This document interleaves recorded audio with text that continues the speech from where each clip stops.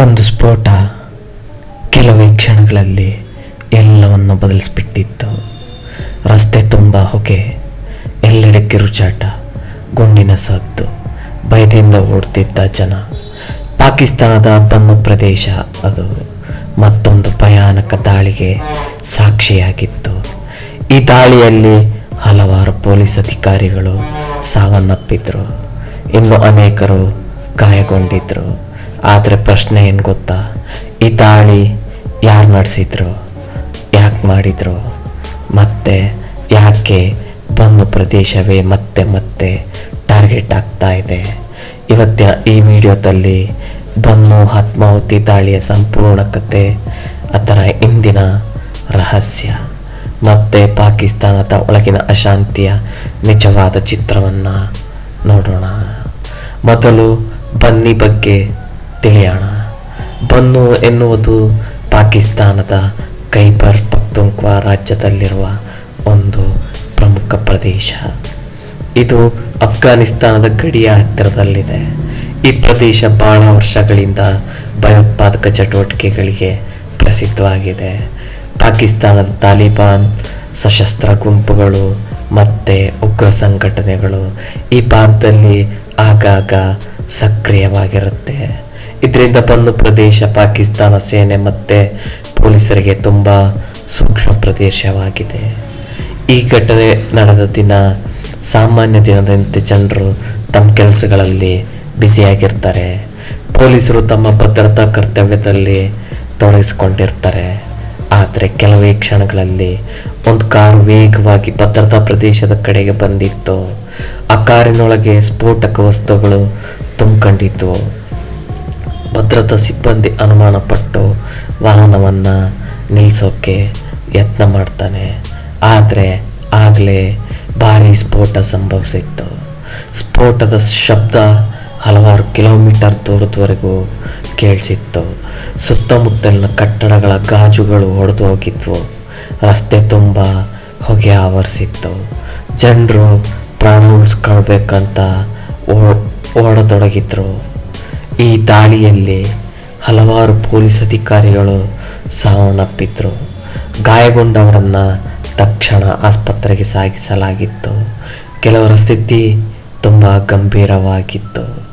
ದಾಳಿಯ ನಂತರ ಆ ಪ್ರದೇಶವನ್ನು ಸಂಪೂರ್ಣ ಬಂದ್ ಮಾಡಲಾಗಿದೆ. ಭದ್ರತಾ ಪಡೆಗಳು ಸಂಪೂರ್ಣ ಪ್ರದೇಶವನ್ನು ಸುತ್ತುವರೆದಿದ್ವು. ಎಲ್ಲ ವಾಹನಗಳ ಪರಿಶೀಲನೆ ಪ್ರಾರಂಭ ಆಗಿತ್ತು. ದಾಳಿಯ ಕೆಲವೇ ಗಂಟೆಗಳಲ್ಲಿ ಒಂದು ಉಗ್ರ ಸಂಘಟನೆ ಈ ದಾಳಿಯ ಹೊಣೆ ಹೊತ್ಕೊಂಡಿತ್ತು. ಅದು ತಾಲಿಬಾನ್ ಜೊತೆ ಸಂಬಂಧ ಹೊಂದಿರುವ ಗುಂಪು ಅಂತ ಹೇಳಲಾಗಿದೆ. ಈ ಗುಂಪು ಈಗಾಗಲೇ ಪಾಕಿಸ್ತಾನದಲ್ಲಿ ಹಲವು ದಾಳಿಗಳನ್ನು ನಡೆಸಿದೆ. ಪಾಕಿಸ್ತಾನ ಸರ್ಕಾರ ಮತ್ತು ಸೇನೆ ವಿರುದ್ಧ ಅವರು ನಿರಂತರವಾಗಿ ದಾಳಿಗಳನ್ನು ನಡೆಸ್ತಾನೆ ಇದ್ದಾರೆ. ಇದೀಗ ದೊಡ್ಡ ಪ್ರಶ್ನೆ ಏನಪ್ಪ ಅಂದರೆ, ಯಾಕಿಂತಹ ದಾಳಿಗಳು ಮತ್ತೆ ಹೆಚ್ಚಾಗ್ತಾ ಇದ್ದಾವೆ? ತಜ್ಞರ ಪ್ರಕಾರ ಅಫ್ಘಾನಿಸ್ತಾನದಲ್ಲಿ ತಾಲಿಬಾನ್ ಅಧಿಕಾರಕ್ಕೆ ಬಂದ ನಂತರ ಗಡಿಯ ಭಾಗಗಳಲ್ಲಿ ಉಗ್ರ ಚಟುವಟಿಕೆಗಳು ಹೆಚ್ಚಾಗಿದ್ದಾವೆ.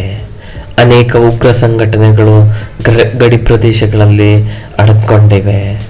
ಪಾಕಿಸ್ತಾನ ಸೇನೆ ಅವರ ವಿರುದ್ಧ ಕಾರ್ಯಾಚರಣೆ ನಡೆಸ್ತಾ ಇದೆ. ಆದರೆ ಪ್ರತಿಯಾಗಿ ಇಂತಹ ಆತ್ಮಾಹುತಿ ದಾಳಿಗಳು ನಡೀತಾನೆ ಇದ್ದಾವೆ. ಈ ದಾಳಿಯ ನಂತರ ಅನೇಕ ದೇಶಗಳು ಖಂಡನೆ ವ್ಯಕ್ತಪಡಿಸಿವೆ. ಭಯೋತ್ಪಾದನೆ ವಿರುದ್ಧ ಒಗ್ಗಟ್ಟಿನ ಹೋರಾಟ ಅಗತ್ಯ ಅಂತ ಹೇಳಿದ್ದಾರೆ. ಸಾಮಾಜಿಕ ಜಾಲತಾಣಗಳಲ್ಲಿ ಈ ದಾಳಿಯ ವಿಡಿಯೋಗಳು ಮತ್ತು ಚಿತ್ರಗಳು ವೈರಲ್ ಆಗ್ತಾ ಇದ್ದಾವೆ.